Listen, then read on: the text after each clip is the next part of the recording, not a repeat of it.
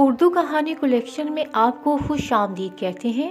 آج کی میری کہانی ایک ایسے جنونی شوہر کی کہانی ہے جو بیوی پر بیجا شک کرتا ہے۔ کہانی شروع کرتے ہیں، لیکن اس سے پہلے نئے آنے والے دوستوں سے گزارش ہے کہ چینل کو سبسکرائب کریں اور کہانی ختم ہونے پر کامنٹ سیکشن میں اپنی رائے کا اظہار ضرور کریں۔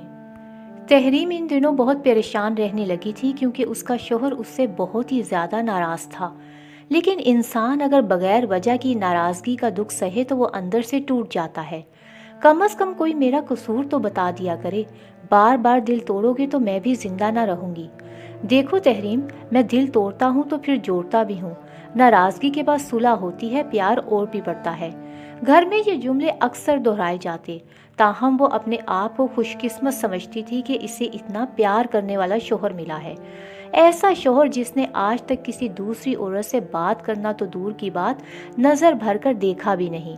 وہ اپنی بہنوں سے بھی مختصر بات کرتا تھا، اکثر تو اسے ان سے کلام کی ضرورت ہی نہ پیش آتی تھی۔ خدا کا شکر ہے کہ اسے اپنی نئی نویلی بیوی تحریم پسند آ گئی تھی، جس کو اس نے شادی سے پہلے دیکھا بھی نہیں تھا، مگر اب لگتا ہے جیسے اس کے بغیر ایک لمحہ گزارنا مشکل ہو۔ اس کا پیار بھی کچھ عجیب طرح کا تھا، شدت لیے ہوئے، دھیمے دھیمے رمجھم کی طرح برستے ہوئے۔ اچانک کالے بادل لہرا جاتے، تبھی شک کی بجلی گونج جاتی اور خفگی کی بارش برسنے لگتی۔ تحریم رات رات بھر جاگ کر سوچتی، روتی، لیکن کوئی سرا ہاتھ نہ لگتا۔ وہ کتنے دن ایسے تڑپتے ہوئے گزار دیتی اور پھر اچانک بادل برسنا بند کر دیتے، محبت کی پھوار پڑنا شروع ہو جاتی۔ اس کے گلے ہونٹوں میں ہی دب کر رہ جاتے۔ وہ ان دنوں کی اذیت کو تلخ یاد سمجھ کر بھول جاتی کہ پھر سے وہی سب شروع ہو جاتا۔ کیا بات ہے، آپ چپ کیوں ہیں؟ کچھ بتائیں تو صحیح، کچھ تو ہے راز، میں پتہ کر رہوں گی۔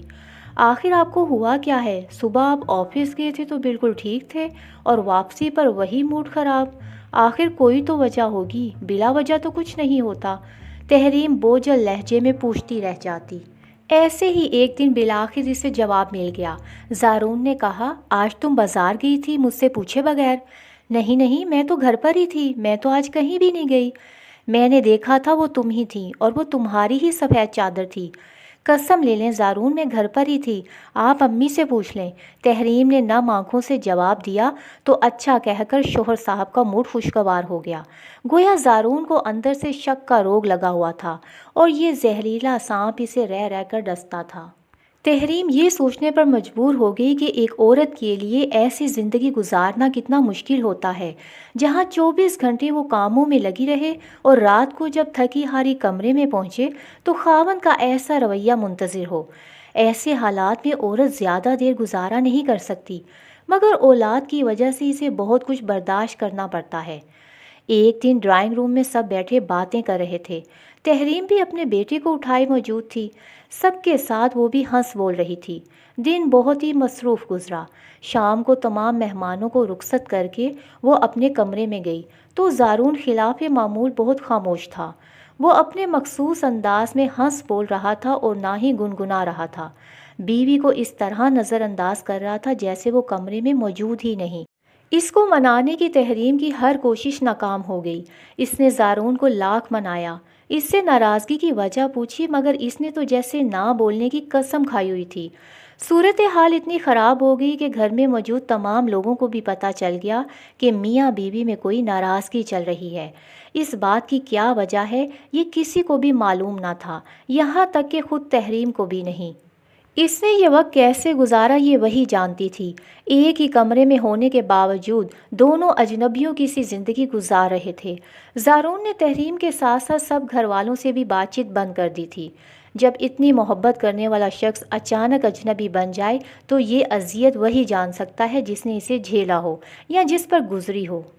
آخر کار خدا خدا کر کے ایک ہفتے کی سرد مہری کے بعد اس کے لبوں کا قفل ٹوٹ گیا، لیکن اس نے کہا بھی تو کیا کہ میری بہن کا شوہر تمہیں دیکھ رہا تھا، بس مجھے اس بات پر غصہ ہے کہ تم وہاں سے ہٹ کیوں نہ گئی۔ یہ الزام سن کر وہ تڑپ گئی۔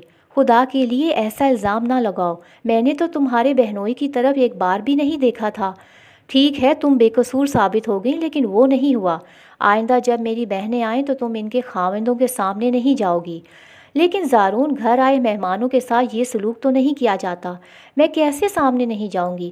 آپ کی والدہ اور بہنیں کتنا برا مانیں گی، وہ تو میری جان کو آ جائیں گی۔ اچھا تو پھر سوچ لو، یا تو انہیں خوش رکھو یا پھر مجھے، اس نے بیوی کو درشت لہجے میں جواب دیا۔ اور پھر اگلی دفعہ ایسا ہی ہوا جیسا وہ چاہتا تھا۔ اس بار جب اس کی بہنیں اور ان کے خاوند آئے تو تحریم اپنے کمرے میں بند رہی۔ اس نے اپنی ساس کو بھی ان کے بیٹے کی اس پابندی کے بارے میں بتا دیا تھا۔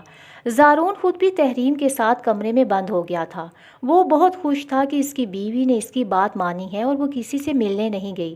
تم صرف میری بیوی ہو اور میرا دل چاہتا ہے کہ میری چیز پر کسی کی نظر نہ پڑے۔ اس نے مسکراتے ہوئے بیوی کا ہاتھ تھاما۔ وہ جواباً مسکرائی، لیکن جیون ساتھی کو یہ پتہ بھی نہ چل سکا کہ تحریم کے دل میں کیا ٹوٹ کر رہ گیا ہے۔ اب وہ ہر لمحہ ایک خوفزدہ کرنے والے حصار میں قید رہنے لگی۔ پتہ نہیں اس کے شوہر کو کب کسی سے بات کرنے پر غصہ آ جائے، کیا برا لگ جائے۔ وہ بازار نہ جاتی کہ کہیں خاوند کا ذہن اس کے بارے میں منفی کہانی نہ گھڑ لے۔ اسے اپنے آپ سے شرمندگی محسوس ہونے لگی تھی کہ اس کا شوہر اس کے بارے میں ایسے خیالات رکھتا ہے۔ وہ یہ سوچ کر خود کو تسلی دیتی کہ میری زندگی کا ساتھی مجھ سے پیار کرتا ہے۔ وہ میکے جانے کے لیے جب کہتی زارون مان جاتا، چاہے رات ہو یا دن، لیکن وہ اسے اپنے ساتھ لے کر جاتا اور ساتھ ہی واپس لے آتا۔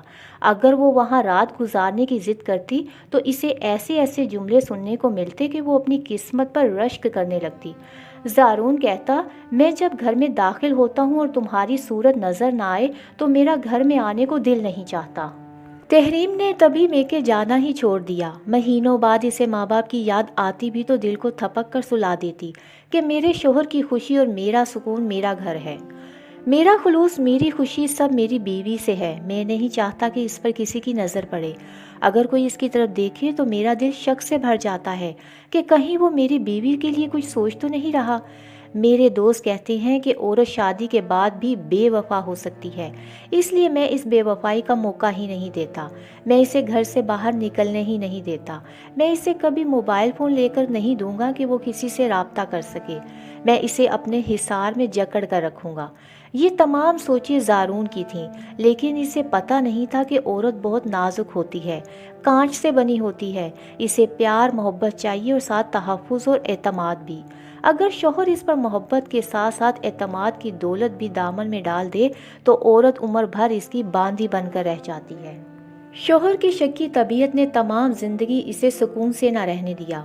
اس ناروا سلوک کی وجہ سے تحریم کی شخصیت کو گھن لگ گیا اور اس کا اعتماد بالکل ختم ہو کر رہ گیا۔ ذہنی اذیت نے اسے بیمار کر ڈالا۔ شوہر اپنی طرف سے دی گئی بیماریوں کا علاج بھی خود ہی تندہی سے کروا رہا تھا کہ بقول اس کے اسے اپنی بیوی سے بہت ہی پیار ہے، اس کی جدائی وہ برداشت نہیں کر سکتا تھا۔ تحریم نے حالات سے سمجھوتا کرنا سیکھ لیا۔ وہ بچوں سے باپ کی ناراضگی چھپاتی تھی تاکہ وہ اس کا غلط اثر نہ لیں۔ اس کے والدین نے تو بہت سوچ سمجھ کر یہ رشتہ طے کیا تھا، لیکن کہتے ہیں نا کہ ماں باپ اپنی بیٹی کو سب کچھ دے سکتے ہیں سوائے نصیب کے۔ یہ بھی شاید اس کا نصیب ہی تھا کہ اس کے دل سے خواہشات کے پنچھی اڑ گئے تھے۔